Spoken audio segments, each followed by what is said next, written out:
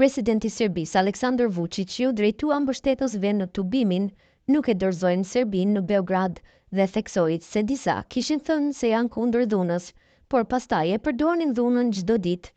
Gjersa ai po mbante fjalim, qytetarët shihen duke ikur prej tubimit. Ai tha se në këtë ngjarje nuk ishte grindje dhe përplasje dhe goditje me topa, raporton Danas.rs. Prej gati 13 vitesh mbaj një funksion në shtetin e Serbisë, kam dhënë gjithçka nga vetja ashtu si shokët e mi, që Serbinë ta bëjë më të mirë.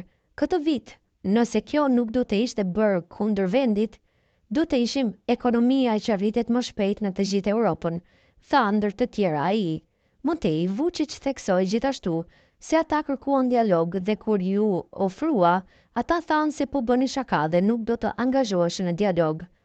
Ai shtoi se ndoshta do të kishin mundur ta kalonin me një revolucion të ngjyrosur nëse nuk do të kishin bërë një gabim të madh në atë agresion të madh.